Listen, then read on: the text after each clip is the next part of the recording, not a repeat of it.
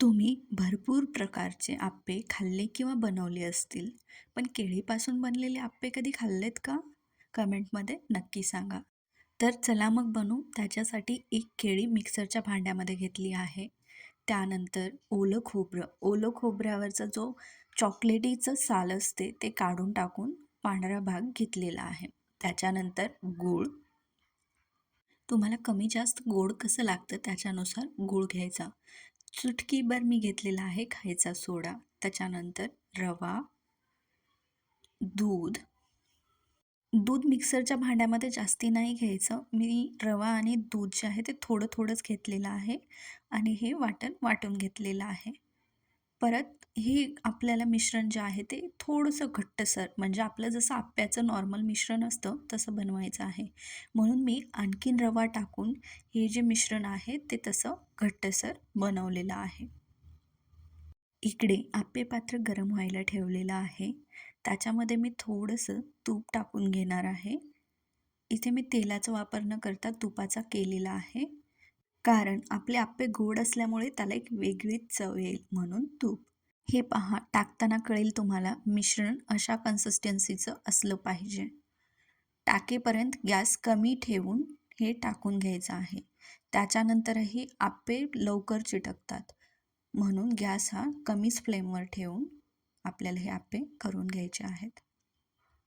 अशा प्रकारे आप्पे सर्व टाकून झाल्यानंतर आपल्याला काय करायचं आहे तर आप्पे पात्र झापायचं आहे. पण त्याला सारखं लक्ष ठेवायचं आहे, कारण आप्पे जे आहेत ते खूप लवकर खाली चिटकतात त्याच्यामुळे.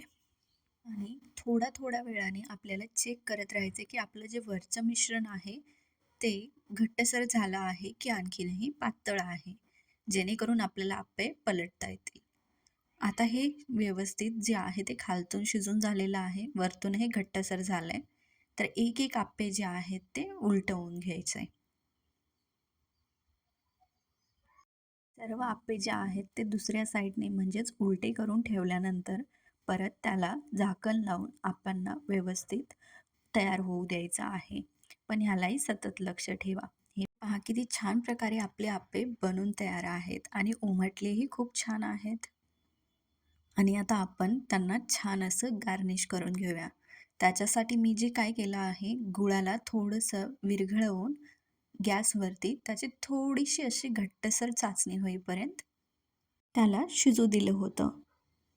तुम्ही ह्याच्यामध्ये आप्पे डीपही करून खाऊ शकता, जर तुम्हाला जास्ती गोड लागत असेल तर. अशा प्रकारे आपले अगदी आगळे वेगळे आप्पे बनून तयार आहेत. ह्याच्यामध्ये जे आपण गूळ, ओलं खोबर, केळी आणि दूध घेतलं आहे ते खूप छान लागणार आहे. आणि बनवताना जे तूप टाकलं होतं आप्पे पात्रामध्ये ते त्याला कॉम्प्लिमेंट करेल. आपण इंग्लिशमध्ये म्हणतो ना, cherry on the top of the cake, तसं तूप काम कर. तुम्हालाही हा व्हिडिओ आवडला असेल तर लाईक, शेअर आणि चॅनलला सबस्क्राईब करायला विसरू नका, जेणेकरून तुम्हाला अशाच नवनवीन रेसिपींचं नोटिफिकेशन भेटून जाईल. धन्यवाद.